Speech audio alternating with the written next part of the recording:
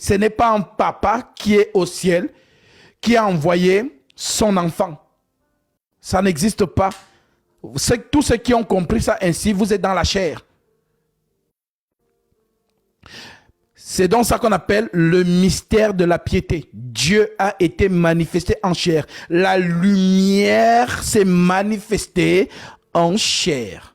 Voilà pourquoi il peut donc dire dans Jean 12, marchez tant que la lumière est au milieu de vous.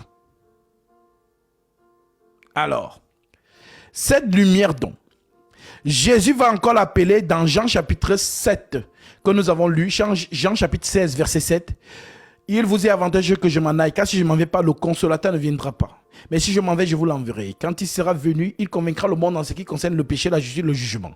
Le péché parce qu'il ne croit pas en moi, la justice parce que je veux, Père, que vous ne me verrez plus, le jugement parce que le prince de ce monde est jugé. J'ai encore beaucoup de choses à vous dire, mais vous ne pouvez pas les supporter maintenant. Mais quand le consolateur sera venu, l'esprit de vérité. Donc le consolateur, c'est l'esprit de vérité. En d'autres termes, c'est Jésus qui revient maintenant sur terre pour venir enlever le voile sur les Écritures. Car Jésus sur terre, lorsqu'il parlait, il voilait les Écritures. Selon quelle Écriture? Psaume chapitre 78, versets 1 à 2. Je vais lire. Ma soeur, toi tu es prête? Jacques 1, verset 17. Jacques 1, verset 17. Je prends ici le psaume, chapitre 78, verset 1 à 2. L'Écriture dit ceci. Prête l'oreille à ma loi, mon peuple. Inclinez vos oreilles aux paroles de ma bouche. J'ouvrirai ma bouche en parabole. J'annoncerai les énigmes des jours d'autrefois. Énigmes des jours d'autrefois. Énigmes des jours d'autrefois. J'annoncerai les énigmes des jours d'autrefois. Quel jour d'autrefois? Donc, Dieu vous dit par cette prophétie de psaume qu'il ouvrira sa bouche en parabole et en énigme. Donc, une énigme, c'est une parabole. Une parabole, c'est une énigme. Donc, tout le discours de Jésus-Christ est énigmatique. Est énigmatique. Donc, lorsqu'il vous parle donc de l'esprit de vérité, il parle ici de l'ange de lumière. Car l'esprit, c'est l'ange. Voilà pourquoi on retrouve donc cet ange dans l'église. Ma sœur, Apocalypse chapitre 1. Alléluia.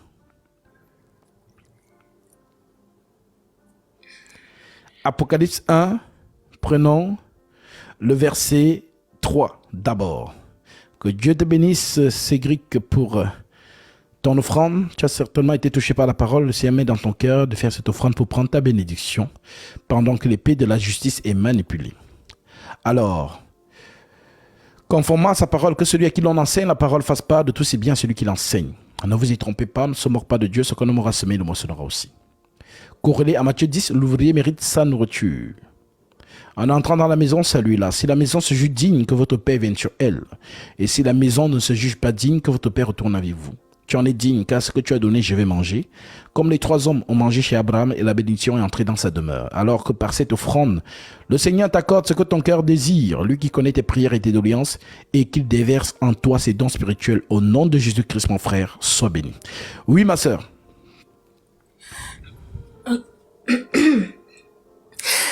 Heureux celui qui lit, et ceux qui entendent les paroles de la prophétie, et qui gardent les choses qui y sont écrites. Heureux celui qui lit. Donc un seul au singulier lit. Heureux celui qui lit. Lire, c'est enseigner. Heureux celui qui lit. Heureux celui qui lit. Et ceux qui entendent les paroles de la prophétie et qui gardent les choses qui sont écrites, car le temps est proche. Donc il y a un qui lit et plusieurs qui écoutent. Donc on a dit lire, c'est enseigner. Maintenant, qui peut lire? Est-ce que c'est Gatsby? Non. Ma sœur, Ésaïe chapitre 11, verset 29. Ésaïe 29, verset 11. Autant pour moi. Ésaïe 29, verset 11. Nous allons voir là-bas que Gasby ne peut pas lire. Ni Gasby, ni Paul, ni Pierre, ni Jacques, ni qui que ce soit ne peut lire. Il n'y en a qu'un seul qui lit. Oui. Toute la révélation est pour vous, comme les mots d'un livre cacheté, que l'on donne à un homme qui sait lire en disant « Lis donc cela » et qui répond « Je ne le puis, car il est cacheté ». Ou comme un livre que l'on donne à un homme qui ne sait pas lire en disant « Lis donc cela » et qui répond « Je ne sais pas lire ». Le Seigneur dit « Quand ce peuple s'approche de moi, il m'honore de la bouche et des lèvres, mais son cœur est éloigné de moi. » Amen. Celui qui se lit, c'est l'intellectuel qui a fait l'école. On dit que lit dans le livre de Dieu, là, le livre de la révélation. Il dit que non, il ne peut pas lire parce que le livre est codé. On prend le même livre, on donne à celui qui n'a pas fait l'école. On lui dit aussi, bon, toi aussi lis un peu. Et il répond que je ne peux pas lire. Pourquoi? Parce que ce livre est codé en fait. Donc, l'homme donc ne peut pas lire. Que Dieu te bénisse, mon frère, pour ton offrande. Tu as certainement été touché par la parole. Le Seigneur met dans ton cœur de faire cette offrande. Alors, conformément à sa parole, que celui à qui l'on enseigne la parole fasse part de tous ses biens à celui qui l'enseigne. Ne vous y trompez pas, on ne se moque pas de Dieu. Ce qu'un homme aura semé, et le moissonnera aussi. Galates 6, 6 à 7. Corrélé à Matthieu 10. L'ouvrier mérite sa nourriture, dit le Seigneur. En entrant dans la maison, saluez-la. Si la maison se juge digne, que votre Père vienne sur elle. Et si la maison ne se juge pas digne, que votre Père retourne avec vous. Tu en es digne, car ce que tu as donné, je vais manger. Comme les 3 hommes ont mangé chez Abraham, et la bénédiction entrée dans sa demeure. Alors que par cette offrande, le Seigneur t'accorde ce que ton cœur désire. Lui qui connaît tes prières et tes doléances, et qui déverse en toi ses dons spirituels. Au nom de Jésus-Christ, mon frère, sois béni. Alors, ici donc, selon Ésaïe 29, 11, vous avez donc compris que l'homme ne peut pas lire, l'homme ne peut pas enseigner. Et selon Apocalypse chapitre 1, verset 3, ici on nous dit heureux celui qui lit. Donc celui qui lit est heureux. Et ceux qui écoutent les paroles de celui qui lit et qui gardent les choses qui sont écrites, car le temps est proche. Maintenant, Daniel chapitre 12, ma sœur. Daniel 12, verset 4. Et tu prends le verset 9 par la suite et 10. Daniel 12.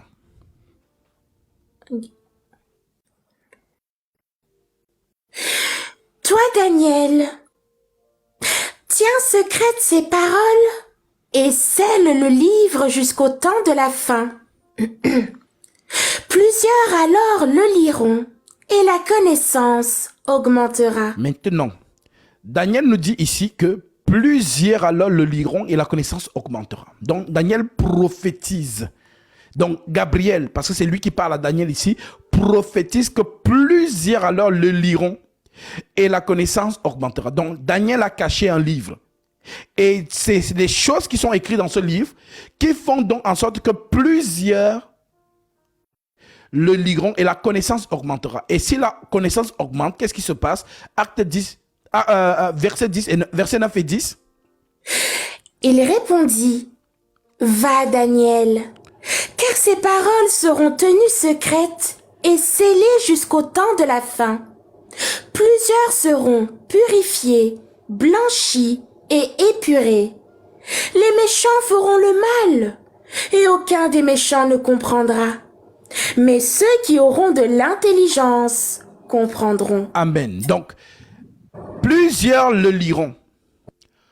Ceux qui vont lire, la connaissance va augmenter. Daniel 12, 4. Toi, Daniel, tiens secrète ces paroles et scelle le livre jusqu'au temps de la fin. Plusieurs alors le liront. Lire ici, plusieurs vont lire. Plusieurs le liront et la connaissance augmentera. Maintenant, lorsque la connaissance augmente, cela apporte quoi? Purification. Ceux qui sont épurés et ceux qui sont blanchis. Plusieurs seront purifiés, blanchis et épurés. Les méchants feront le mal. Le méchant qui fait le mal ici, c'est qui? C'est l'homme animal qui ne comprend pas les choses de l'esprit. 1 Corinthiens 2. Mais ceux qui auront de l'intelligence comprendront. Ceux qui ont l'intelligence ici, c'est le Saint-Esprit. Car le Saint-Esprit, c'est ça l'intelligence. Nous avons vu que Salomon a demandé à Dieu, donne-moi la sagesse et l'intelligence. 2 Chroniques chapitre 1 verset 7.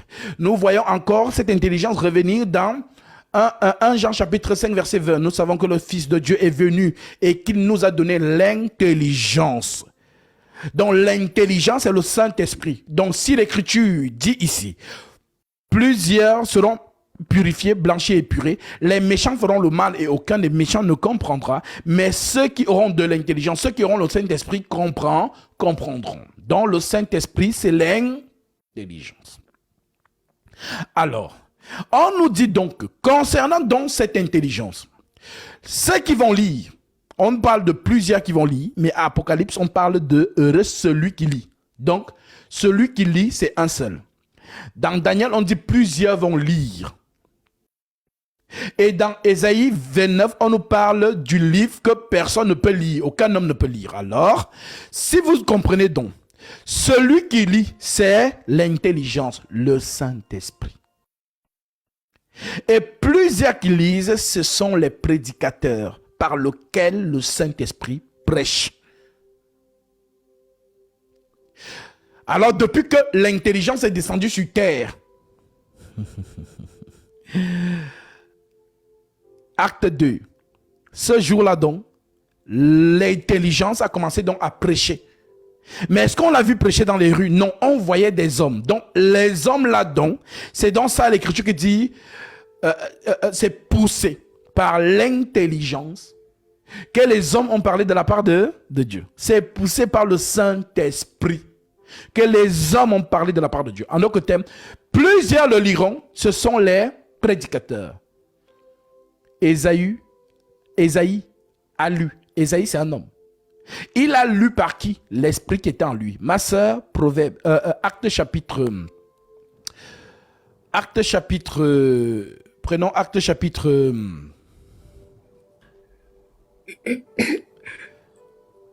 1 Pierre chapitre 1, à partir du verset 10. 1 Pierre chapitre 1 à partir du verset 10. Donc celui dont on parle là, c'est dans lui l'intelligence par lequel les hommes ont parlé. Oui? Les prophètes qui ont prophétisé touchant la grâce qui vous était réservée ont fait de ce salut l'objet de leur recherche et de leur investigation, voulant sonder l'époque et les circonstances marquées par l'Esprit de Christ qui était en eux. Amen. Par l'Esprit de Christ qui était en eux. Donc, Ésaïe, Amos, Daniel, Moïse, tous les prophètes ont prophétisé par l'Esprit de Christ. C'est cet esprit qu'on appelle donc intelligence.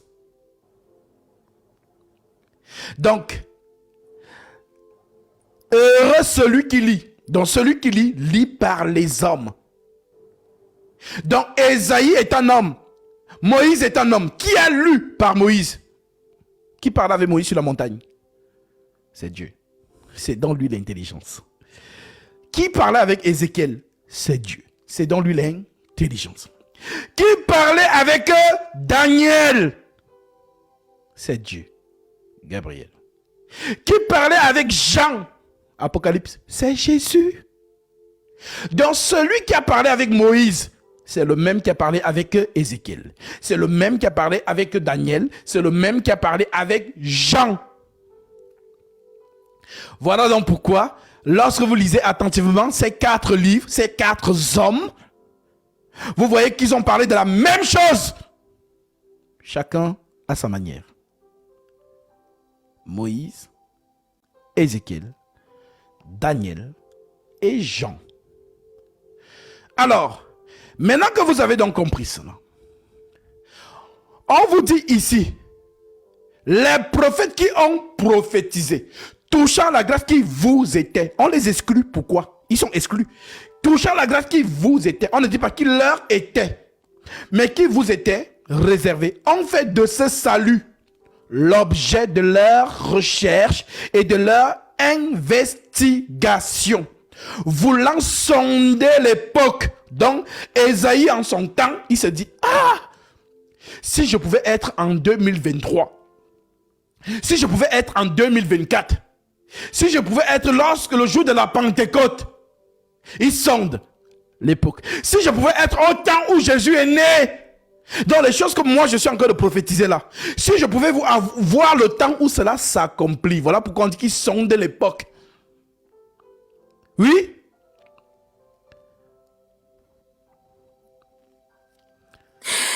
Les prophètes qui ont prophétisé touchant la grâce qui vous était réservée ont fait de ce salut l'objet de leur recherche et de leur investigation. Vous l'entendez l'époque et les circonstances marquées par l'Esprit de Christ qui étaient en eux et qui attestaient d'avance les souffrances de Christ et la gloire dont elles seraient suivies. Il leur fut révélé que ce n'était pas pour eux-mêmes, mais pour vous, qu'ils étaient les dispensateurs de ces choses, que vous ont annoncé maintenant ceux qui vous ont prêché l'évangile par le Saint-Esprit envoyé du ciel, et dans lesquels les anges désirent plonger leur regard. Amen. Donc, que ce soit les prophètes, ils ont prêché par le Saint-Esprit. Que ce soit les apôtres, ils ont prêché par le Saint-Esprit. Alors, heureux celui qui lit. Donc, celui qui lit donc, Apocalypse chapitre 1, verset 3, lit par les hommes. Alors, la prophétie de Daniel s'accomplit en moi. Plusieurs le liront et la connaissance augmentera. Donc, le Saint-Esprit lit par le vase que je suis. Le Saint-Esprit vous enseigne au travers le vase que je suis. Comme il a enseigné l'eunuque éthiopien au travers de Philippe. Alors, celui qui lit donc, c'est l'intelligence, c'est la lumière. Cette lumière donc, c'est elle donc qui est prêchée aujourd'hui, maintenant. La lumière, lui, dans les ténèbres. Les ténèbres, ici, ce n'est pas la nuit ou l'obscurité. Les ténèbres, ici, c'est le mensonge. C'est ce qu'on appelle ténèbres. Il y a lumière, il y a ténèbres. Il y a ange, il y a démon. Donc, lumière veut dire vérité. Ténèbres veut dire mensonge. Donc, la lumière est devenue un homme. Jésus. Mystère de la piété. Les ténèbres va aussi devenir un homme. C'est ça que Paul a prophétisé en parlant de l'esprit de l'iniquité. Le mystère de l'iniquité. Lisons cela. 2 Thessaloniciens chapitre 2. Je vous amène quelque part. Donnez-moi quelques instants. Ma sœur, tu as prête déjà l'écriture de 2 Thessaloniciens chapitre 2.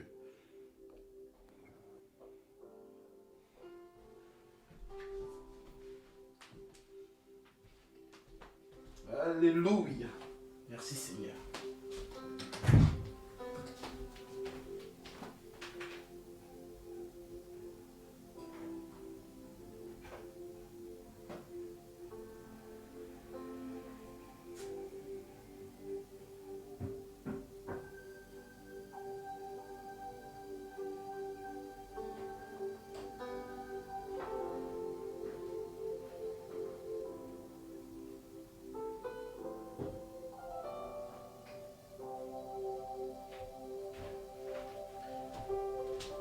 Alléluia.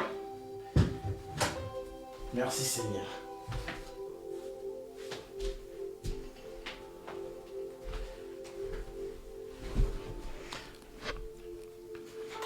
Oui, ma sœur.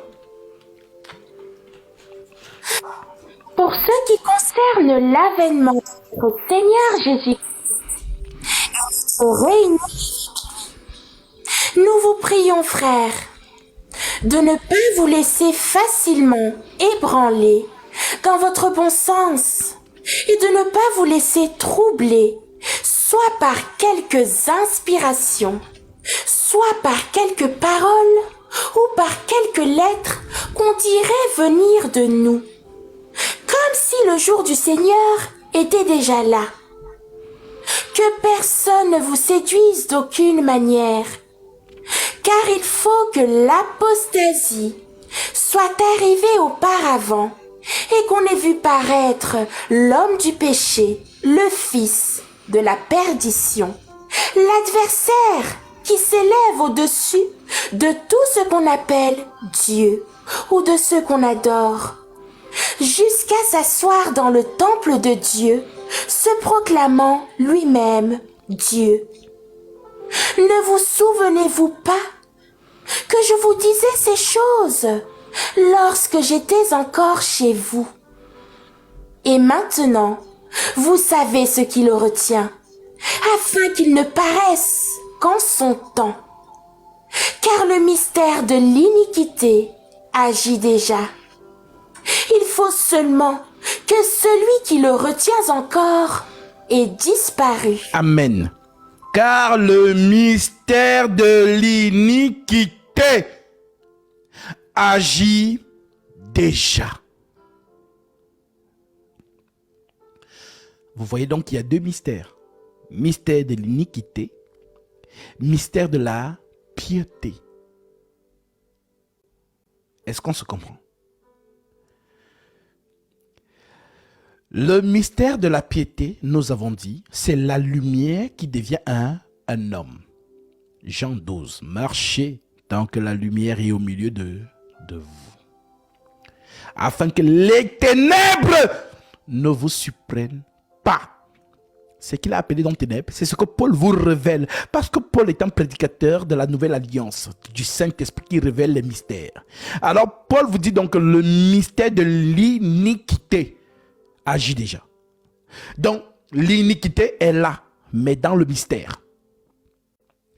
Donc le Saint-Esprit aussi est là, mais dans le mystère. Est-ce que vous les voyez? Non, vous ne les voyez pas, mais ils sont là. Donc, prédicateur qui prêche la vérité, faux prédicateur qui prêche le mensonge, c'est la guerre entre le mystère de l'iniquité et le mystère de la piété. C'est la guerre spirituelle.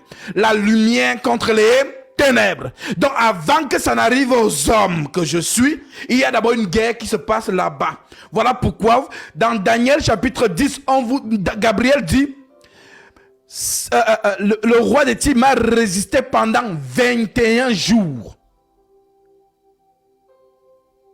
Donc pour que Daniel reçoive la révélation, il y a une bataille dans le spirituel entre les forces des ténèbres et les forces de la lumière. Maintenant, nous sommes des êtres humains. Nous sommes ici.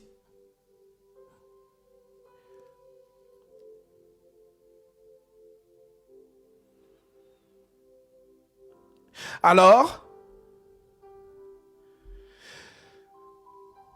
la vérité a fini de travailler. La vérité est partie. La vérité est revenue. Acte 2, le jour de la Pentecôte. Et c'est depuis ce jour-là que les hommes ont commencé à parler. Voilà donc pourquoi. Ce n'est pas l'homme qui est l'apôtre. Ce n'est pas l'homme qui est prophète. Ce n'est pas l'homme qui est évangéliste. Ce n'est pas l'homme qui est pasteur. Si vous avez donc bien compris, le pasteur, c'est la lumière. L'apôtre, c'est la lumière. L'évangéliste, c'est la lumière. Le docteur, c'est la lumière. Et le prophète, c'est la lumière. Nous autres, nous ne sommes que des disciples de la lumière. Alors oui, ma sœur, le pasteur n'est pas un homme, c'est le Saint-Esprit. Parce que Je peux être ici chez moi en train de prêcher la parole, humainement. Et toi, tu es en plein air dans l'avion. Tu es en train de voyager. Si le réacteur s'arrête là-bas, en haut là-bas, je ne peux rien faire pour toi. Mais le Saint-Esprit, qui est omniscient, veille sur ses enfants. Il va escorter cet appareil jusqu'à ce qu'il atterrisse. L'ange de l'Éternel campe autour de tous ceux qui le craignent. C'est lui le berger qui est autour des brebis. Alors qu'un homme ne vous mente pas. Non. Alors oui, la vérité est devenue un homme. Tu as compris que c'est ça que Paul a appelé mystère de la piété. Est-ce que Satan est déjà devenu un homme? Non, il doit devenir un homme. Comme la vérité est aussi devenue un homme, le mensonge aussi doit aussi devenir un homme. Est-ce qu'il y a une écriture qui prophétise ça? Oui, ma sœur, Jean chapitre 5, verset 43. Lisons.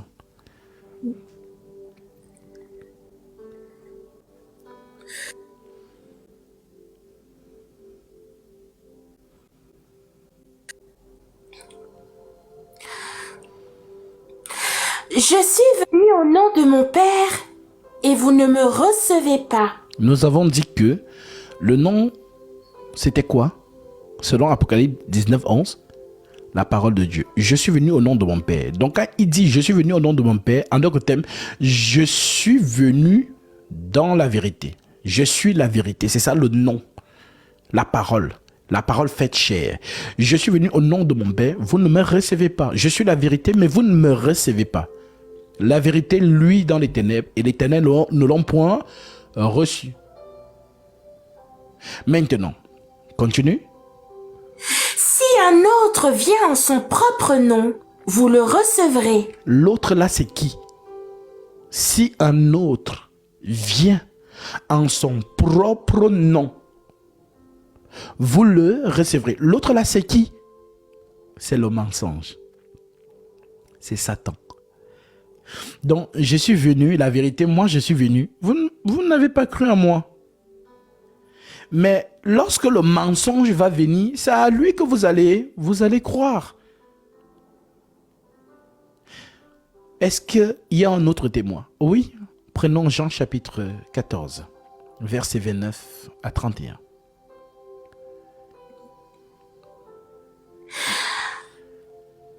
Et maintenant, je vous ai dit ces choses avant qu'elles arrivent, afin que, lorsqu'elles arriveront, vous croyez. Je ne parlerai plus guère avec vous, car le prince du monde vient. Il n'a rien en moi, mais afin que le monde sache que j'aime le Père et que j'agis selon l'ordre que le Père m'a donné. Levez-vous, partons d'ici. Alléluia. Le prince du monde vient. Mais cela peut être choquant. Pourquoi Jésus appelle Satan prince du monde? Pourtant, Jésus lui-même s'est fait appeler prince des rois de la terre. Oui. Tout ce que Jésus a comme mention, Satan a la même chose. On appelle Jésus prince du monde, prince du roi de la terre. On appelle Satan prince du monde. On appelle Jésus père de la vérité. On appelle Satan père du mensonge.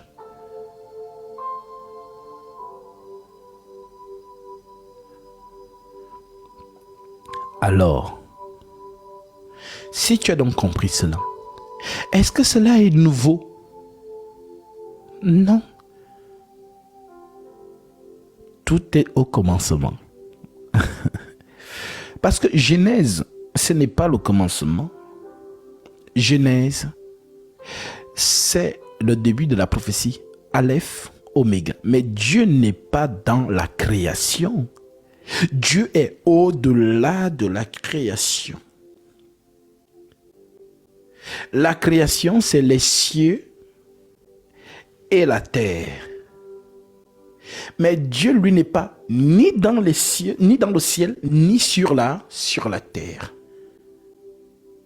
Tu me diras, mais Gatsby, il est écrit que notre Dieu est au ciel. Alors, lisons Apocalypse chapitre 5. Verset 1. Écoute.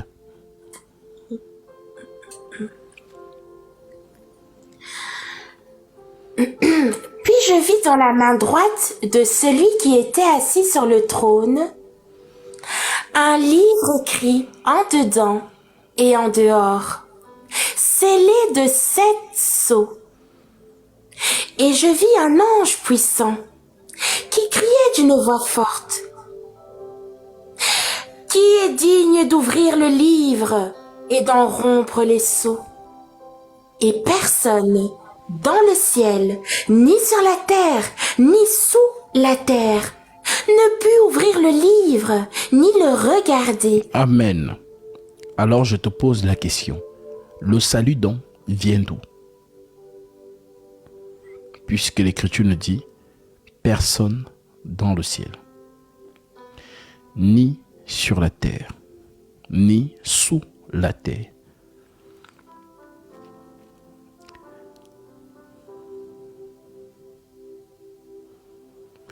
Le salut vient de l'éternité. Dieu n'est pas dans la création. Dieu est au-delà de la création. Colossiens 1,15, ma sœur.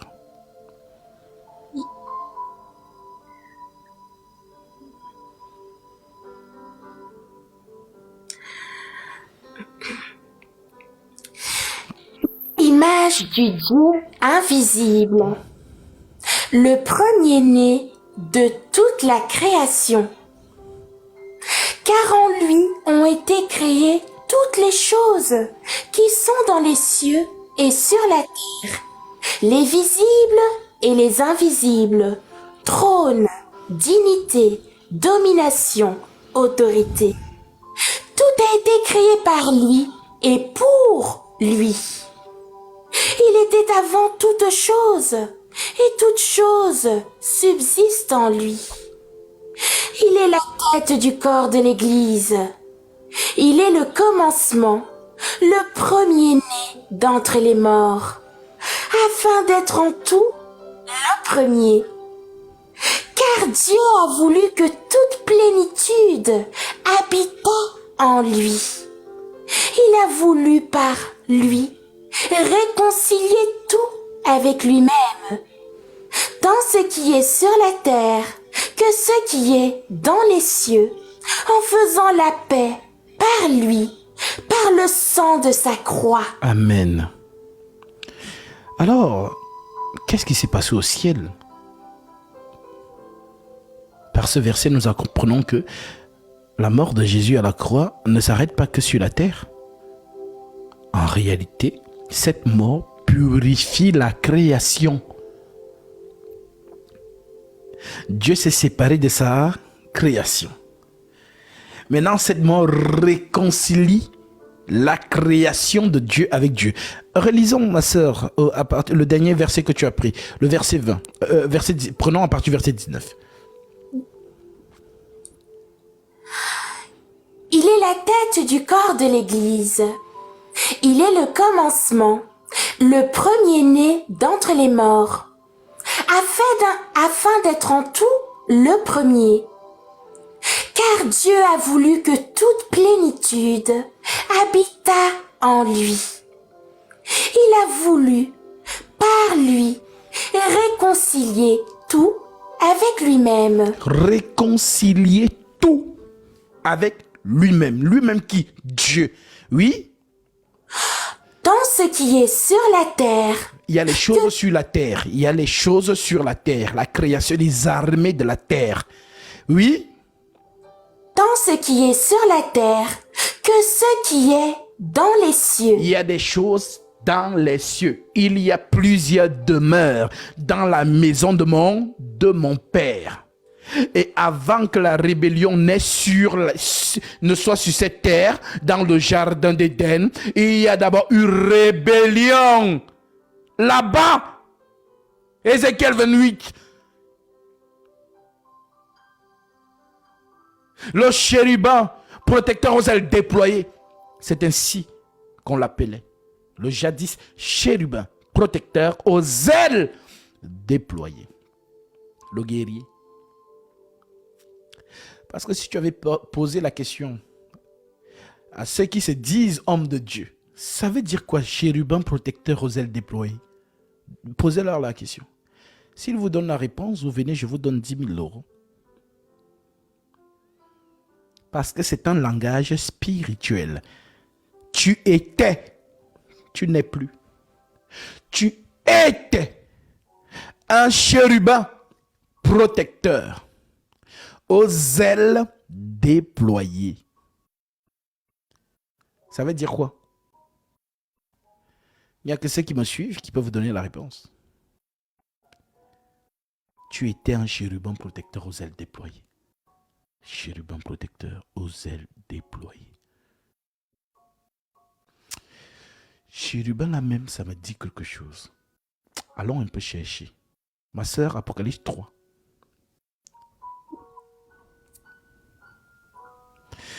Apocalypse 3, verset 23. Lisons un peu. Qu'est-ce qu'on nous dit là-bas?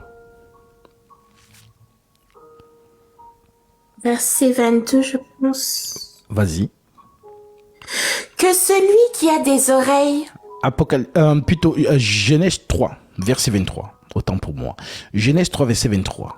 Chérubin. Hein? On nous dit que jadis, celui qu'on appelle aujourd'hui Satan était un chérubin protecteur aux ailes déployées. Oui.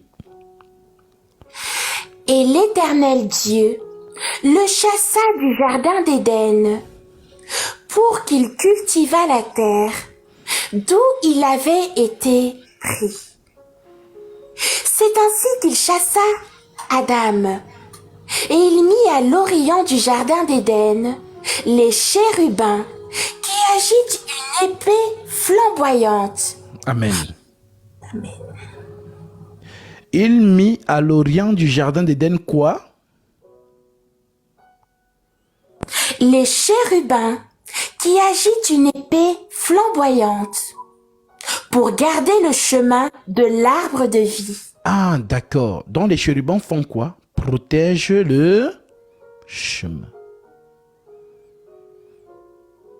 Et on dit qu'ils ont une épée flamboyante. C'est quoi cette épée? Et cette épée sert à quoi?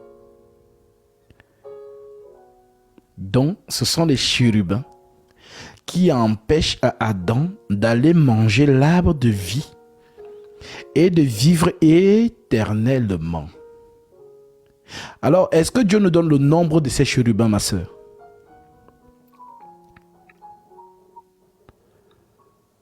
Les chérubins.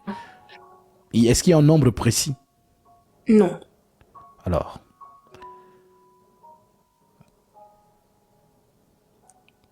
pourquoi donc nous retrouvons sur l'arche de l'alliance appelée le propitiatoire les chérubins? Exactement 2. Pourquoi? Alors, interrogeons Paul, le ministre qui a reçu l'excellence de la révélation. Lisons Hébreux 9.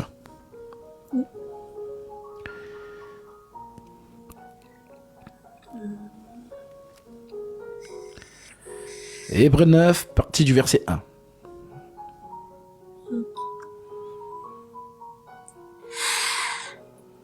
La première alliance avait aussi des ordonnances relatives au culte. Amen. On nous parle de la première alliance qui a des ordonnances relatives à quoi? Au culte. Comprenez bien les choses que Paul explique ici. Oui? Et le sanctuaire terrestre. Paul nous parle d'un sanctuaire terrestre. Sanctuaire terrestre. Ça veut dire quoi? Ça veut dire que le souverain sacrificateur travaille dans un sanctuaire terrestre. Et qui travaillait dans le sentier terrestre?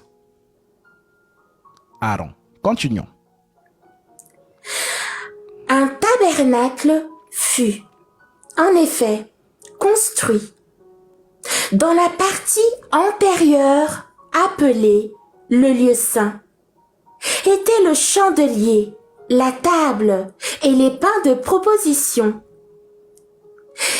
Derrière le second voile se trouvait la partie du tabernacle appelée le Saint des Saints, renfermant l'autel d'or pour les parfums et l'arche de l'alliance entièrement recouverte d'or.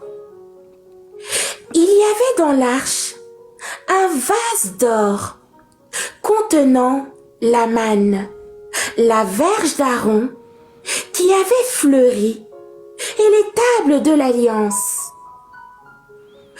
Au-dessus de l'arche étaient les chérubins de la gloire. Les chérubins de la quoi? De la gloire, couvrant de leur ombre le propitiatoire. Amen. Donc, le dispositif, comme Moïse fait sous ordre de Dieu, tel qu'il lui a été dit, fait selon le modèle qui t'a été montré sur la montagne. Donc, ce que Moïse avait fait là, l'arche de l'alliance, avec le propitiatoire, les chérubins, il a mis combien? 2 chérubins. Et on dit que ces chérubins, ce sont eux qui couvrent l'arche de l'alliance.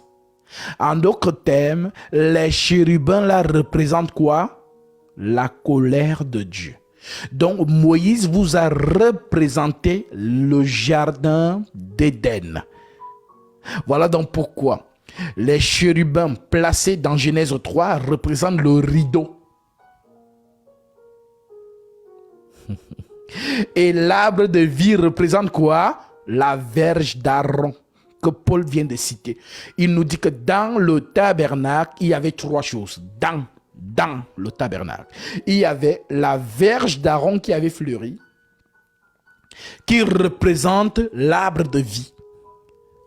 Il dit qu'il y avait les pains, la manne qui avait séché, qui représente le pain de vie. En d'autres termes, Jésus-Christ qui nous dit « Je suis le pain descendu du ciel ». Il y avait encore les tables de la loi qui représentent la Torah. Et la Torah, c'est quoi? C'est la vérité. Donc, bâton, pain, vérité. Ce sont les 3 choses qui étaient dans l'arche de l'alliance. Donc, ces 3 choses représentent qui? Jésus. Donc, celui qui était dans l'arche de l'alliance, c'était Jésus, dont les enfants d'Israël portaient, qui était représenté comme leur Dieu en Israël. Maintenant que vous avez compris ça, on dit donc que le couvercle qui fermait l'accès à ces choses, ce sont ces chérubins qui étaient sculptés. Alors c'est ce que nous revoyons dans le jardin d'Éden, que Dieu, pour empêcher, après le péché de l'homme a accédé dans le lieu très saint et il met donc les chérubins. Alors que les chérubins là représentent quoi? Ma sœur, la colère de Dieu. Donc les chérubins là, c'est qui? C'est Dieu lui-même qui est en colère.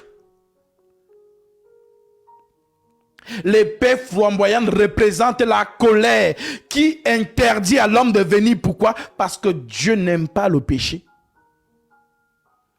L'âme qui pêche, c'est celle qui mourra. C'est ce qu'il avait dit à Adam. Le jour où tu mangeras, tu mourras.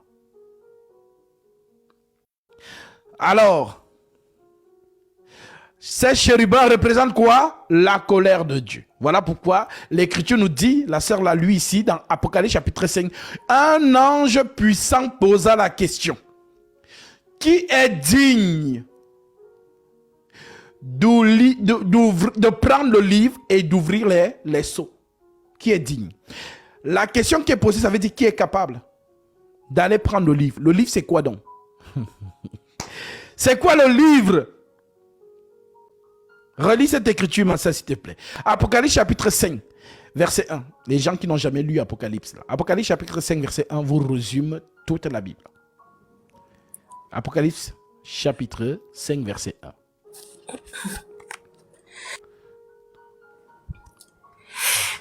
je vis dans la main droite de celui qui était assis sur le trône un livre écrit en dedans et en dehors, scellé de 7 sceaux. Amen. Puis je vis dans la main droite de celui qui est assis. On a dit que la droite, c'était quoi? La colère. La droite, c'est la colère. Selon quelle écriture? Exode 15, verset 6. Que je vais lire. Pour ceux qui pourraient demander l'écriture. Exode 15, verset 6. L'écriture dit: ta droite, ô Éternel, a signalé sa force. Ta droite, ô Éternel, a signalé sa force. Ta droite, ô Éternel, a écrasé l'ennemi. Par la grandeur de ta majesté, tu as déchaîné ta colère. Donc la droite de Dieu, c'est la colère de la divinité. Donc lorsqu'on vous dit donc énigmatiquement, dans Apocalypse 5, puis j'ai vu quelqu'un assis sur le trône, ayant un livre sur sa main droite, écrit en dedans et en dehors. Donc la droite, c'est la colère. Le livre, c'est la vie éternelle. Gasby, comment ça le livre, c'est la vie éternelle? Qu'est-ce qui te fait dire ça? Alors nous donnons l'écriture. C'est Paul qui nous a expliqué toutes ces choses. Hébreux 10, ma sœur. Lisons pour ceux qui nous écoutent. Hébreux chapitre 10. Nous sommes au verset 5.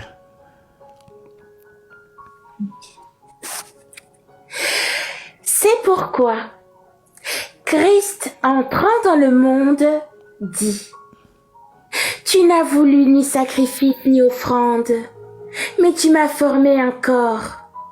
Tu n'as agréé ni holocauste, ni sacrifice pour le péché. Alors j'ai dit: voici je viens. Dans le rouleau du livre, il est question de moi, pour faire, ô Dieu, ta volonté. Alléluia. Le livre, c'est moi. Quand on dit que ton nom est écrit dans le livre de vie, toi tu vois un gros livre au ciel avec les noms en or, n'est-ce pas, dans ta tête là. Voilà, ton cerveau a déjà vu le livre. Non, ce n'est pas un livre.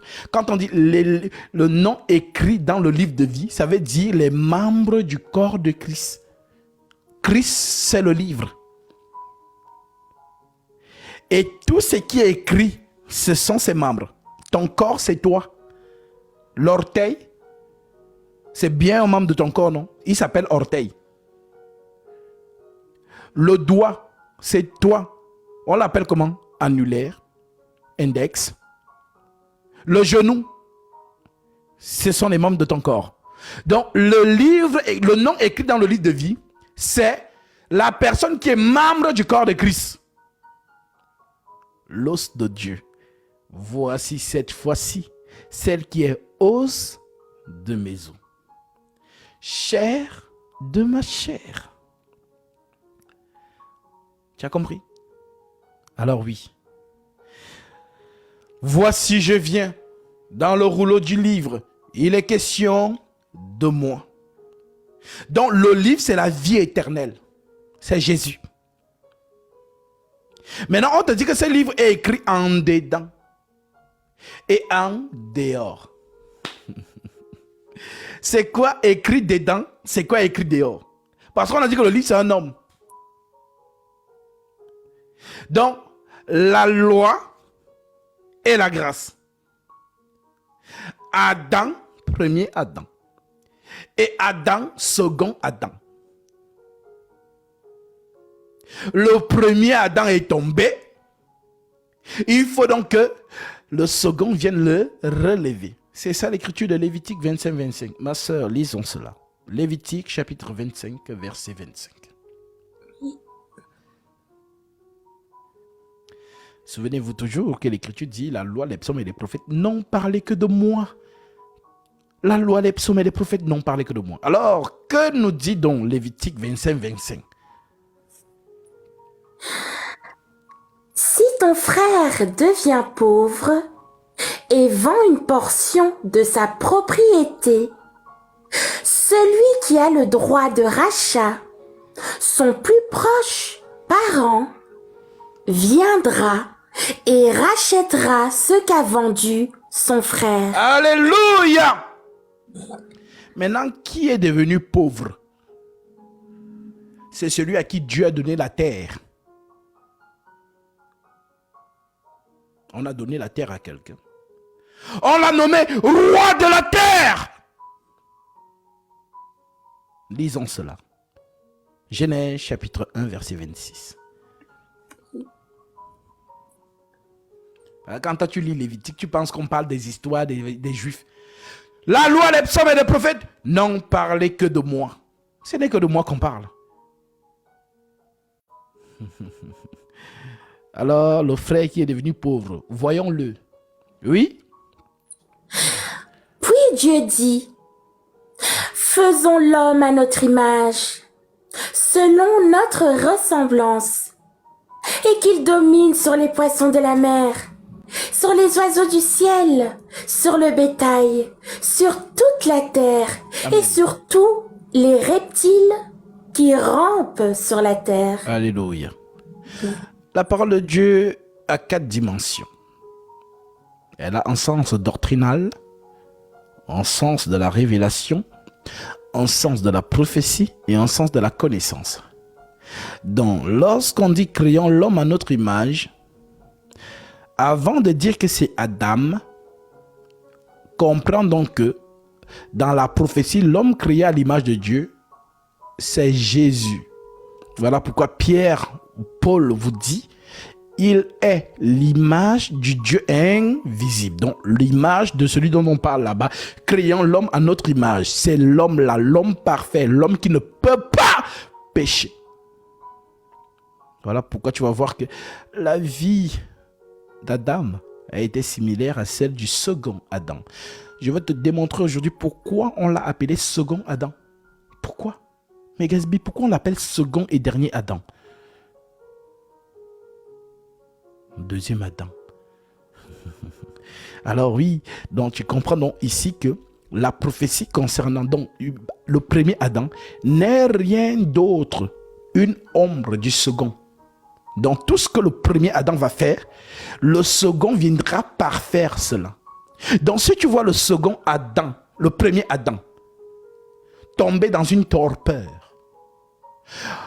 lorsqu'on façonne sa femme, est-ce qu'il est là? Non, il n'est pas là. Il dort. C'est que Dieu a parlé avec la femme, il ne sait pas. Donc pendant que Dieu a prélevé c'est le pourquoi la femme n'a pas été façonnée du limon de la terre. On n'a pas fait la femme de la terre. Parce que si on avait fait la femme de la terre directement, lorsque l'aurait péché, Adam a dit, ah, c'est ton problème. Tu as péché. Ah, Dieu a dit, celui qui mangera mourra. Donc, tu as mangé, tu es mort. Dieu va me donner une autre femme. Moi, je ne mange pas. Écoute-moi très bien. Si la femme avait été faite directement de la terre comme l'homme, Adam n'allait pas manger. Il n'allait pas manger. Parce que si elle a désobéi, ben elle va mourir seule. Dieu donnera une autre femme à Adam. Mais vu que la femme là, son origine, c'est l'homme. Alors, c'est une partie de l'homme qui a été souillée. Alors, cet homme ne peut pas abandonner un membre de son corps. Ce n'est pas possible. Donc, comme son corps a été souillé, à ce moment-là, il va donc protéger ce membre. Voilà pourquoi l'Écriture dit, homme, aime ta femme. Comme Christ a aimé l'Église et s'est donné lui-même pour elle. Est-ce que tu as compris? On parle de qui en réalité? D'Adam. Il a protégé Ève. Et la condamnation de Ève est tombée sur lui. Voilà pourquoi Jésus aussi, il n'a pas péché. C'est nous qui avons péché. Et il a porté nos iniquités. L'Écriture dit le châtiment qui devait tomber sur nous est tombé sur lui. Il nous a aimés. Il n'y a pas de plus grand amour que de donner sa vie pour ses amis. Adam l'a fait pour sa femme. Voilà donc pourquoi, pendant que Dieu façonnait la femme de ce dernier, il n'était pas là. C'est ce qui explique aujourd'hui l'absence de Jésus. Jésus n'est pas là. Il est où? Il dort. Le Saint-Esprit, cependant, est en train de façonner l'Église, donc la femme de Jésus. Lorsque cette femme aura été finie de façonner, on va réveiller Jésus. Que Jésus, c'est bon, elle est prête. Lorsqu'il va donc se réveiller, il va voir son vis-à-vis. Voilà pourquoi Jean dit, nous le verrons tel qu'il est. Voilà donc pourquoi ce qui s'est passé dans l'Éden, c'est ce qui se passe aujourd'hui. Mais toi, tu ne comprends pas. Jésus n'est pas là, depuis toutes les générations. Il dort. Il dort, comme Adam dormait. Maintenant, Dieu qui était en train de faire la femme d'Adam avec le corps d'Adam, c'est la même chose que le Saint-Esprit fait aujourd'hui.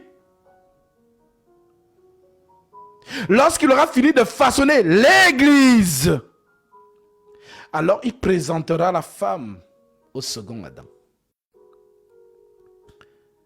J'espère que tu as compris. Alors, cet Adam donc, faisons l'homme à notre image, ça parle de Jésus.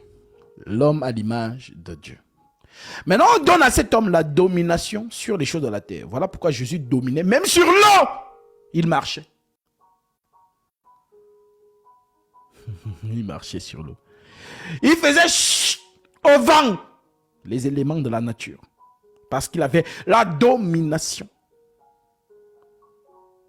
Pendant que les descendants d'Adam qui étaient venus dans le bateau, oh Seigneur, Seigneur, Seigneur, nous mourrons. Il se réveille. On dit, il menaça le vent. Et les gens se croient. Mais celui-ci, c'est qui? Un homme même à qui le vent respecte. Oui, il a reçu les pleins pouvoirs. Tout pouvoir m'a été donné sur la terre et dans le ciel. Dans tout ce qui est création, je domine. Alors, oui, la parabole donc de cet homme, premier Adam, on lui a donné la domination. Oui, ma sœur.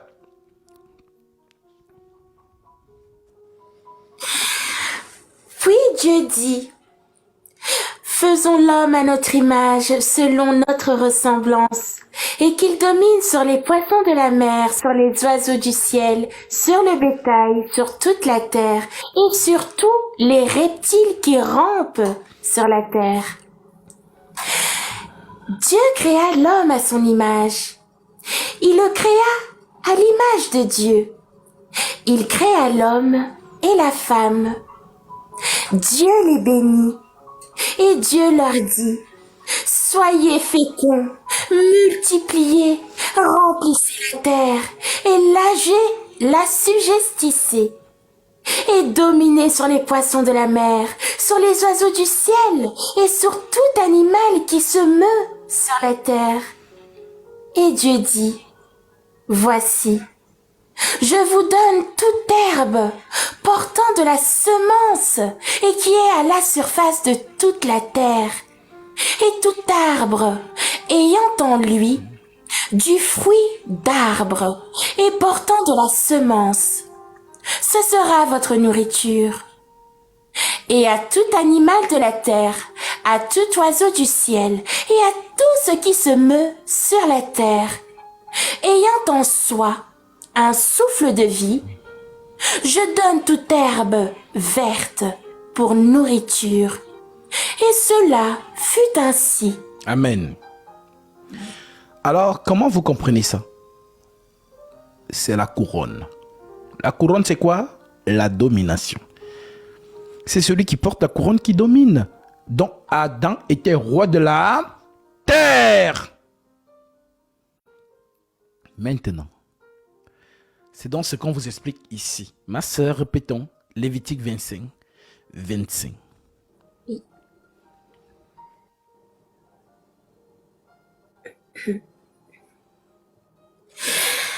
Si ton frère devient pauvre et vend une portion de sa propriété, celui qui a le droit de rachat, son plus proche parent, viendra et rachètera ce qu'a vendu son frère. Amen.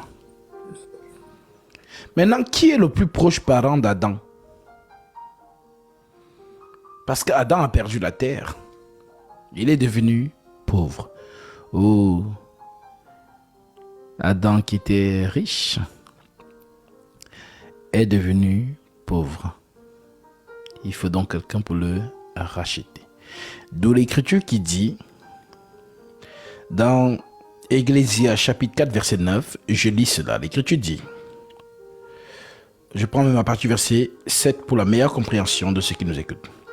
J'ai considéré une autre vanité sous le soleil. Verset 8. Tel homme est seul et sans personne qui lui tienne de près. Il n'a ni fils ni frère et pourtant son travail n'a point de fin et ses yeux n'ont jamais rassasié de richesse, ne sont jamais rassasiés de richesse. Pour qui donc est-ce que j'ai travaillé et que je prive mon âme à la jouissance? C'est encore là une vanité, une chose mauvaise. Deux valent mieux qu'un, parce qu'ils retirent un bon salaire de leur travail. Car s'ils tombent, l'un relève son frère. S'il tombe, l'un relève son frère. S'il tombe, l'un relève son compagnon. Mais malheur à celui qui est seul et qui tombe sans avoir un second pour le relever.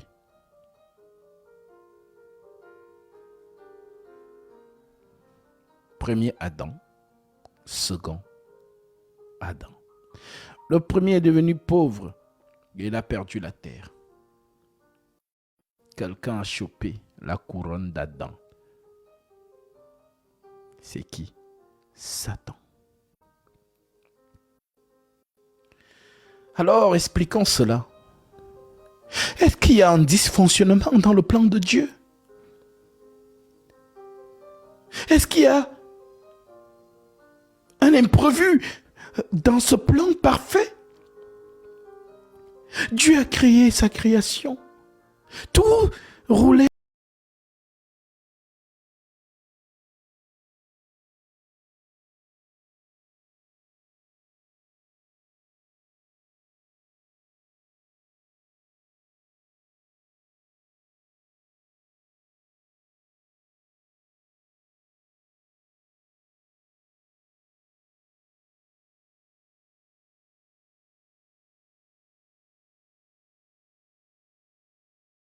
Un homme aura semé, il moissonnera aussi. Corrélé à Matthieu 10, l'ouvrier mérite sa nourriture. En entrant dans la maison, saluez-la. Si la maison se juge digne, que votre paix vienne sur elle.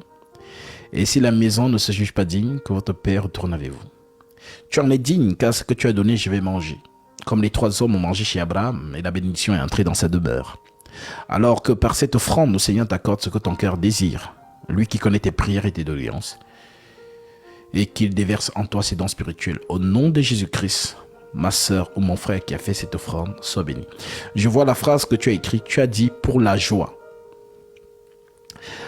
Je ne te connais pas, mais le Seigneur t'a touché par la puissance de la vérité. Et il a mis dans ton esprit de faire cette offrande. Alors sois béni, car le Christ nous a donné cette autorité à nous les ministres. Car il a dit, je vous donne ma paix. Je vous laisse ma paix. Je ne vous la donne pas comme le monde vous la donne. Alors, oui, tous ceux qui ont le don ministériel de la parole ont cette paix pour pouvoir la proclamer sur ceux qui sont dignes de la recevoir. Alors, Jésus dit pour que tu la reçoives, il dit, si la maison se juge digne, que votre Père vienne sur elle. Car tu as respecté cette parole qu'il a dit, l'ouvrier mérite sa nourriture. Alors, ce que tu as donné, je vais manger. Sois abondamment béni, mon frère ou ma soeur qui est derrière cette offrande. Alors, comme nous étions de 10 ans, qu'est-ce qui s'est passé dans ce plan parfait? Comment le serpent? Parce que quand on parle du serpent, les gens pensent d'un animal qui rame. Non. Le serpent ancien, c'est le menteur. Et Dieu, c'est la vérité. Donc, depuis le jardin d'Éden, il y a déjà la vérité et le mensonge. C'est depuis qu'ils sont là-bas. C'est depuis. Alors, la vérité a dit à l'homme, le jour où tu en mangeras, tu mourras. Et le mensonge a dit à la femme, vous ne mourrez point.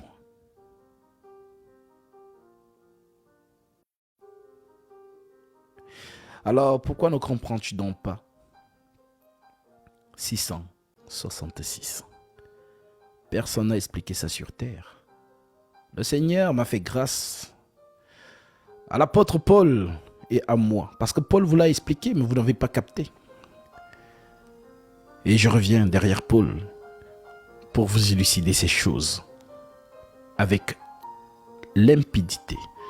Pour que ce soit clair dans votre esprit et que vous sachiez dans quel monde vous vivez. Car le roi Salomon a dit, il n'y a rien de nouveau sous le soleil. Il n'y a rien de nouveau sous le soleil. Ce qui a été, c'est ce qui est et c'est ce qui sera. Dieu ramène ce qui s'est passé. Que Dieu te bénisse, Naris, pour ton offrande. Tu as certainement été touché par la parole et le Seigneur met dans ton esprit de faire cette offrande pour prendre ta bénédiction. Alors, conformément à la fidélité de sa parole, Galates 6 à 7, que celui à qui l'on enseigne la parole fasse part de tous ses biens à celui qui l'enseigne. Ne vous y trompez pas. On ne se moque pas de Dieu. Ce qu'un homme aura semé, il le moissonnera aussi. Corrélé à Matthieu 10, le Seigneur déclare, l'ouvrier mérite sa nourriture. En entrant dans la maison, saluez-la. Si la maison se juge digne, que votre Père vienne sur elle. Et si la maison ne se juge pas digne, que votre Père retourne avec vous. Tu en es digne, car ce que tu as donné, je vais manger, comme les 3 hommes ont mangé chez Abraham, et la bénédiction est entrée dans sa demeure. Alors que par cette offrande, le Seigneur t'accorde ce que ton cœur désire, lui qui connaît tes prières et tes doléances, et qui déverse en toi ses dons spirituels. Au nom de Jésus-Christ, ma sœur, sois abondamment bénie. Alors, oui, le mensonge et la vérité étaient déjà là-bas dans l'Éden, dans le jardin. Alors, je vous amène quelque part. Nous sommes toujours dans Lévitique 25. Oui, ma sœur, Genèse 2,16. Montrons d'abord comment la vérité se présente à l'homme. Parce que l'homme est le roi à qui on a donné la domination de la terre. C'est lui qui a la couronne. Parce que la domination, c'est la couronne. Dominer, c'est celui qui a la couronne qui domine. Donc, celui-ci, la domination a été donnée à Adam. Et Adam s'est fait choper sa couronne. Quelqu'un a usurpé la domination d'Adam. Et Adam est devenu pauvre. Maintenant, la parole dit que lorsque Adam donc devient pauvre, si ton frère devient pauvre, vend une partie de sa terre, on dit donc ici que c'est le plus proche parent de ce dernier qui doit venir racheter la terre. Que Dieu te bénisse, Cynthia, pour ton offrande. Le Seigneur a touché ton esprit et a mis en ton cœur de faire cette offrande pour prendre ta bénédiction. Alors, conformément à sa parole, que celui à qui l'on enseigne la parole fasse part de tous ses biens, celui qui l'enseigne. Ne vous y trompez pas, ne se moque pas de Dieu. Ce qu'un homme aura semé, il le moissonnera aussi. Galates 6 à 7. Corrélé à Matthieu 10, l'ouvrier mérite sa nourriture. En entrant dans la maison, saluez-la. Si la maison se juge digne, que votre Père vienne sur elle. Et si la maison ne se juge pas digne, que votre Père retourne avec vous. Tu en es digne, car ce que tu as donné, je vais manger. Comme les 3 hommes ont mangé chez Abraham, et la bénédiction est entrée dans sa demeure. Alors que par cette offrande, le Seigneur t'accorde ce que ton cœur désire, lui qui connaît tes prières et tes doléances, et qui déverse sur toi ses dons spirituels, au nom de Jésus-Christ, ma sœur, sois abondamment bénie. Alors, Adam qui a donc perdu sa couronne. On dit donc que celui qui doit remettre la couronne à Adam, c'est son plus proche parent. Alors, nous voyons donc que dans le jardin, il y a déjà les 2 entités. En d'autres termes, la vérité et le mensonge. Le mystère de la piété et le mystère de l'iniquité. Ils y sont déjà là-bas. Alors, montrons d'abord le mystère de la piété. En d'autres termes, la vérité qui parle avec l'homme. Oui, ma sœur. Genèse 2, 16. L'Éternel Dieu donna cet ordre à l'homme.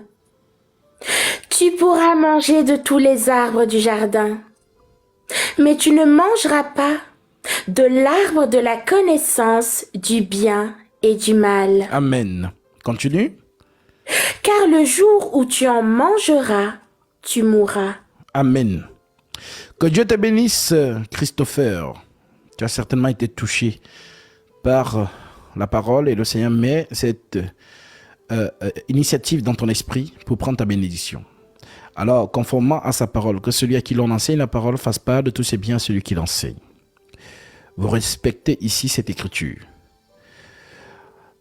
Alors, que celui à qui l'on enseigne la parole fasse part de tous ses biens à celui qui l'enseigne. Ne vous y trompez pas, on ne se moque pas de Dieu. Ce qu'un homme aura semé, il le moissonnera aussi.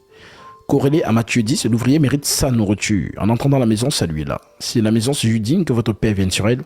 Et si la maison ne se juge pas digne, que votre Père retourne avec vous. Tu en es digne, car ce que tu as donné, je vais manger. Comme les 3 hommes ont mangé chez Abraham, et la bénédiction est entrée dans sa demeure. Alors que par cette offrande, le Seigneur t'accorde ce que ton cœur désire. Lui qui connaît tes prières et tes doléances, et qui déverse en toi ses dons spirituels. Au nom de Jésus-Christ, mon frère, sois béni. Alors, la sœur vient de lire l'écriture. Genèse 2,16. Dieu, la vérité, le mystère de la piété, dit à l'homme, le jour où tu mangeras, tu mourras. L'homme dit Amen. L'homme respecte cela. Ma sœur, relis encore.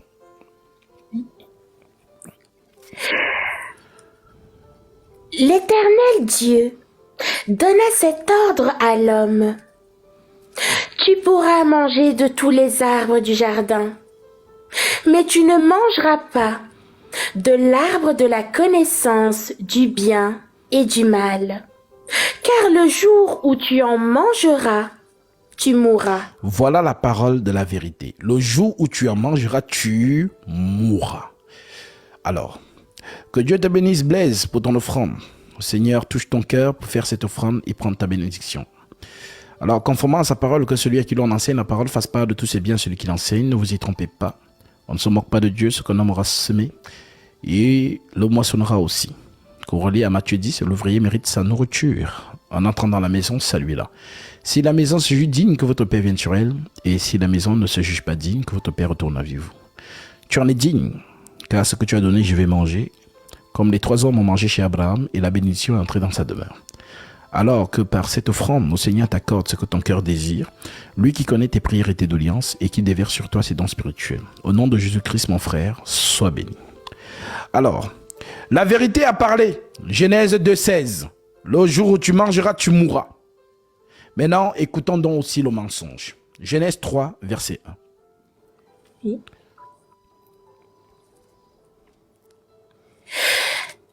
Le serpent était le plus rusé de tous les animaux des champs que l'Éternel Dieu avait fait. Il dit à la femme, Dieu a-t-il réellement dit, vous ne mangerez pas de tous les arbres du jardin?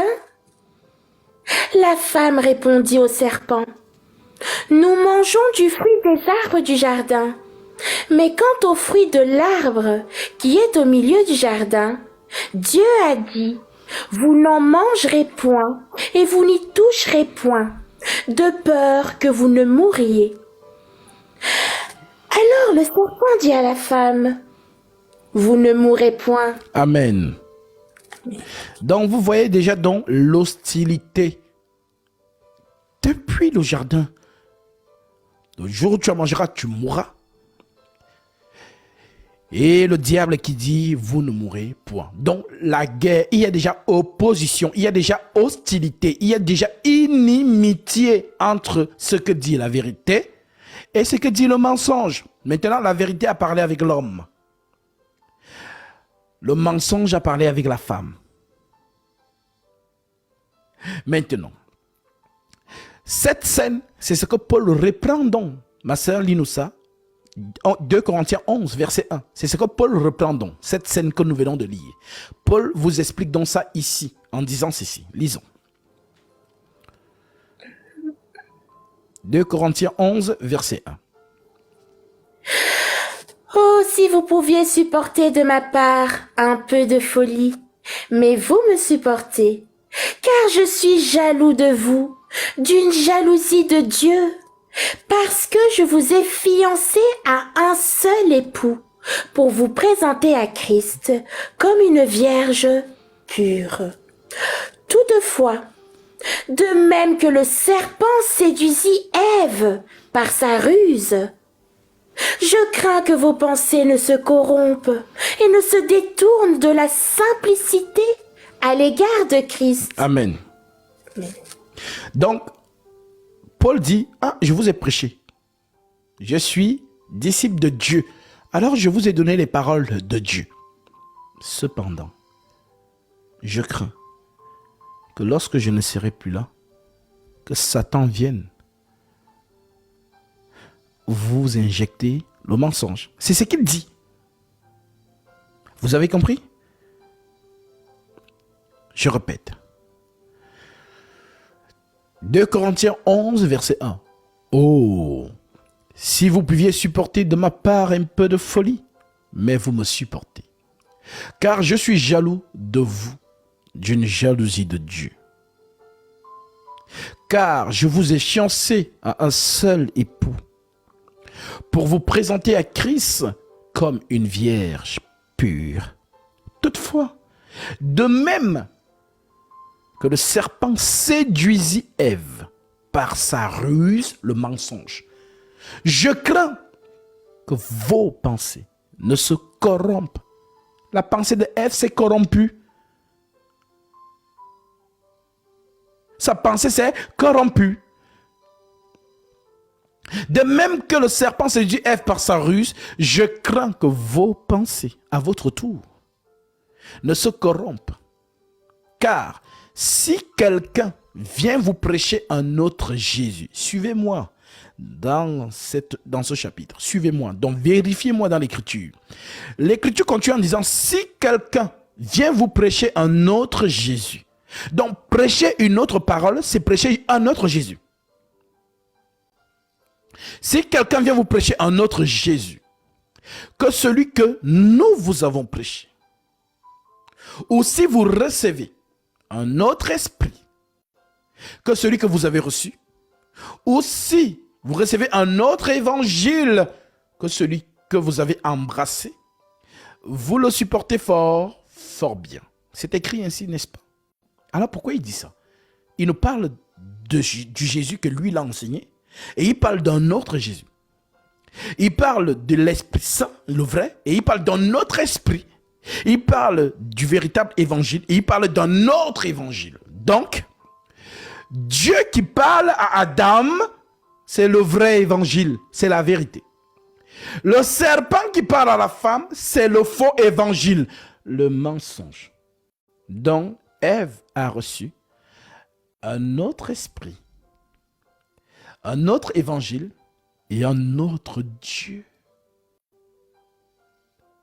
Tandis que Adam a reçu le vrai Dieu, le vrai esprit, le vrai évangile.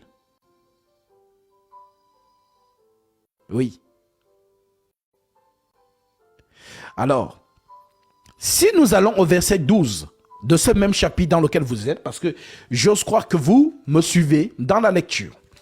Au verset 12 de ce chapitre, l'apôtre Paul déclare encore: j'agis, mais j'agis et j'agirai de la sorte, pour ôter ce prétexte à ceux qui cherchent un prétexte, afin qu'ils soient regardés tels que nous dans les choses dont ils se glorifient. Ces hommes-là, ce sont des faux apôtres, des ouvriers trompeurs, déguisés en apôtres de Christ. Et cela n'est pas étonnant, puisque Satan se déguise lui-même en ange de lui-même. Satan se déguise en ange de lumière.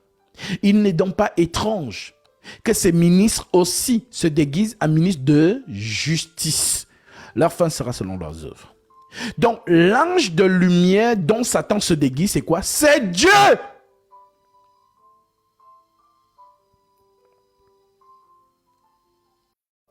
Donc, voici, je vous donne une révélation. La manière dont Dieu a parlé avec l'homme, c'est de la même manière que Satan s'est présenté à la femme.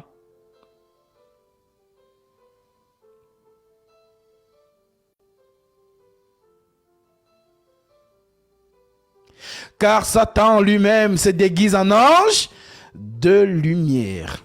Et il s'est fait passer pour la vérité. Alors la femme a dit amen. Il n'y a jamais eu de relation sexuelle. Les gens qui enseignent des fausses doctrines, qui s'improvisent dans le ministère de la parole et qui vous enseignent n'importe quoi. Il n'y a jamais eu de relation sexuelle dans l'Éden. L'Éden, c'est la présence de Dieu, c'est le lieu très saint.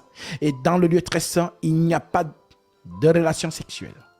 Voilà pourquoi, quand les apôtres posent la question à Jésus, ah Seigneur, voilà, machin, au ciel, on sera comment? Jésus dit, au ciel, vous n'aurez pas de femme, ni de femme de mari. Vous serez comme des anges. Donc, Adam et sa femme étaient comme des anges dans l'Éden.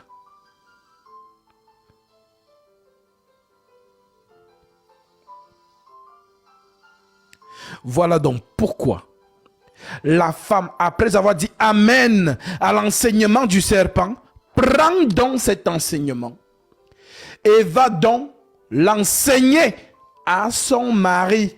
C'est donc ça que Paul reprend ici. 1 Timothée 2, verset 9, verset 12, s'il te plaît. Oui.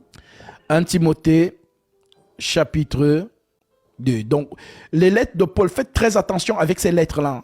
Lui, il ne parle pas d'autre chose. Lui, il est en train de vous expliquer les choses qui sont passées. Dans toutes ces lettres. Même lorsqu'il dit, oh, si vous pouviez supporter de ma part un peu de folie, vous me supportez, car je suis jaloux de vous d'une jalousie de Dieu, parce que je vous ai fiancé à un seul époux. Il parle de qui? De Hégaï. Hégaï, c'est l'eunuque du roi Assyrus. Esther, chapitre 1, chapitre 2, chapitre 3. C'est le roi Assyrus qui confie la femme à Hégaï, son eunuque, pour que celui-ci prépare sa femme. Voilà donc pourquoi Paul se met dans la peau d'Hégaï. Et son roi, c'est Jésus. Donc moi, Paul, eunuque de Jésus, je vous façonne pour vous présenter à Jésus ce jour-là.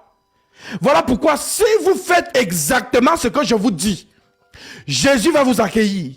Mais si vous ne faites pas ce que je vous dis, Jésus ne va pas vous accueillir. Pourquoi?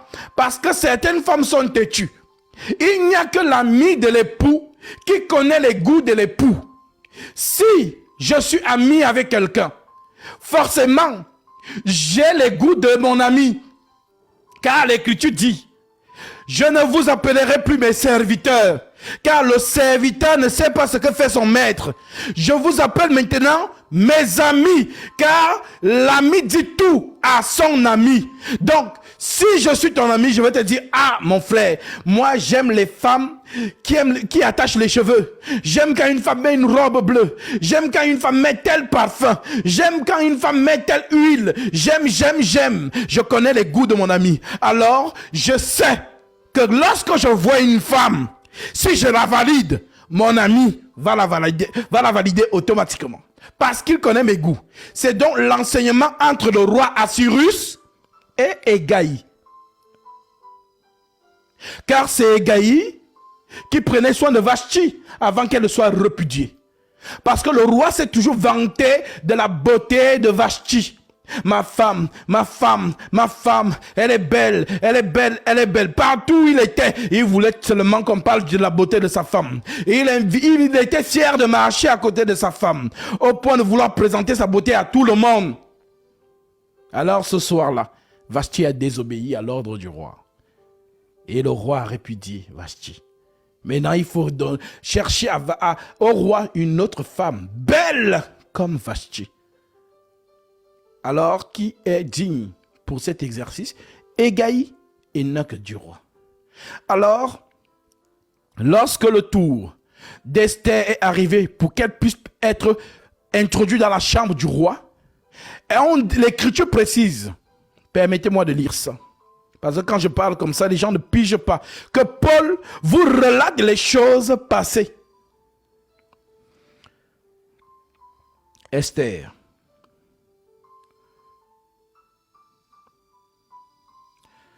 Esther, chapitre 2. L'écriture dit.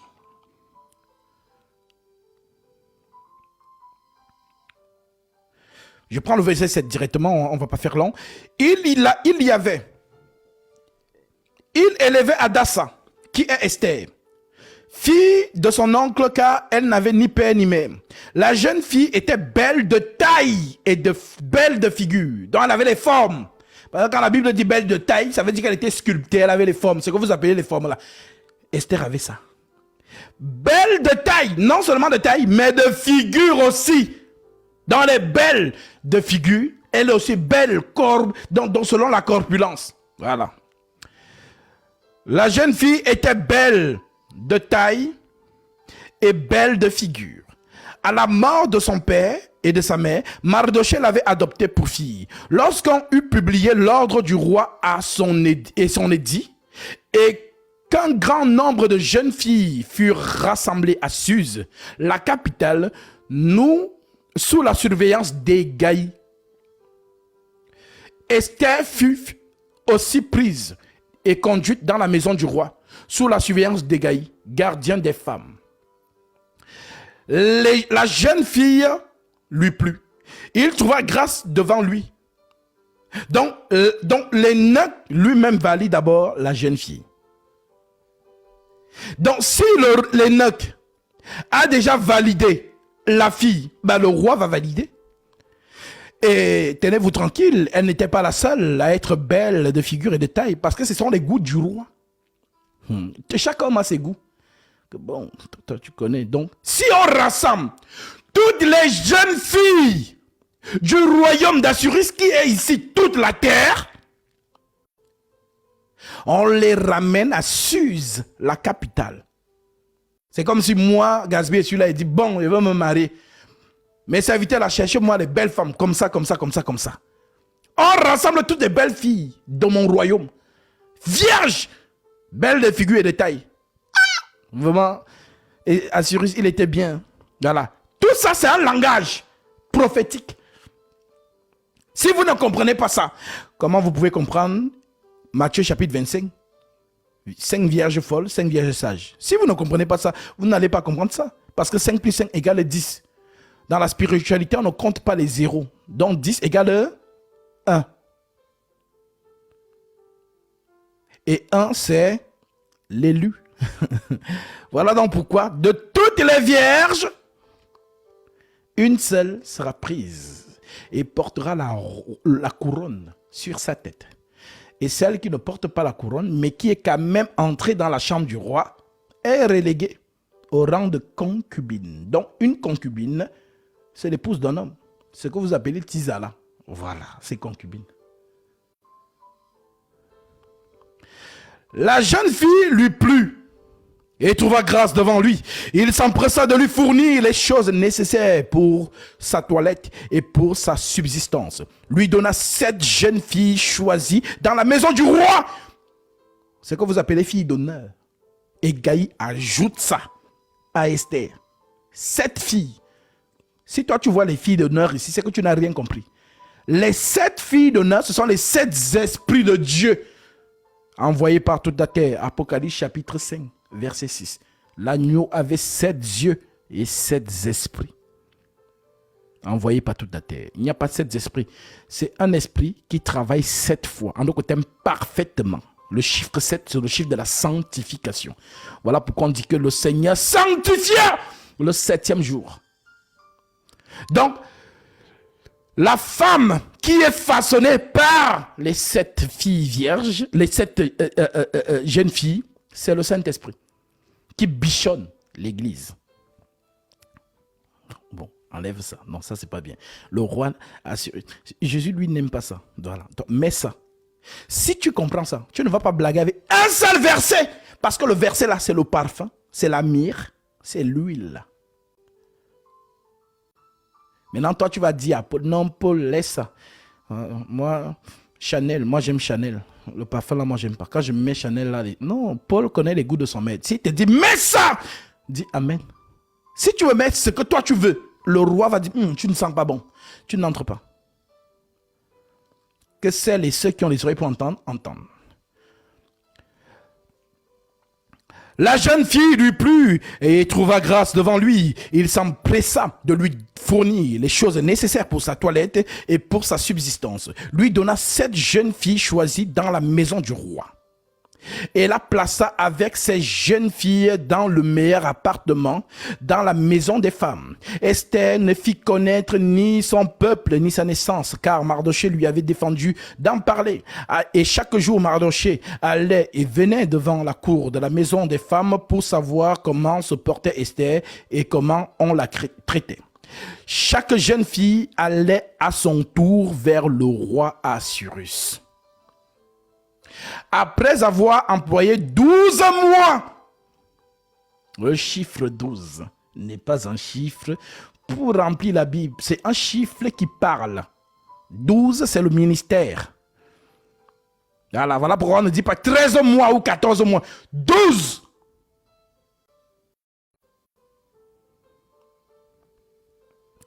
Et 12, c'est 1 dans les mathématiques de Dieu.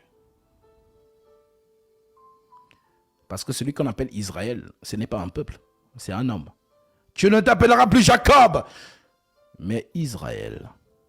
Et c'est de Jacob que sont sortis les 12 tribus, dont Jacob égale 1 divisé en 12. Et chaque fils de Jacob est une prophétie. Il faut que je prouve cela par l'écriture. Je reviens dans Esther, parce que je vous donne comme ça vient. Genèse chapitre 49, verset 1. Jacob appela ses fils et dit, assemblez-vous et je vous annoncerai ce qui vous arrivera dans la suite des temps. Rassemblez-vous et écoutez, fils de Jacob, écoutez Israël, votre père. Donc chaque fils de Jacob est un enseignement, c'est une prophétie. Et je vous donne ce chapitre, vous allez le méditer chez vous. Genèse 49. Et vous allez voir que tout fils de Jacob est une prophétie qui concerne Jésus. On revient dans Esther. Comme je l'ai dit, nous sommes toujours dans Lévitique 25-25. Voilà. Nous sommes et nous marchons tel le Saint-Esprit nous guide. L'enseignement, on ne le prépare pas. C'est le Saint-Esprit qui sait qui doit écouter quoi et à quel moment. Esther, chapitre 2, où nous étions, l'Écriture déclare: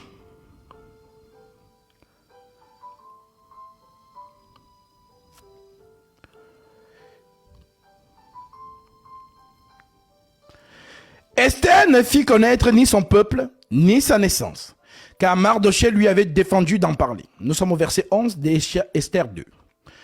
Et chaque jour, Mardochée allait et venait devant la cour de la maison des femmes pour savoir comment se portait Esther et comment on la traitait. Chaque jeune fille allait à son tour vers le roi Assuérus après avoir employé 12 mois. 12 mois. Que Dieu te bénisse.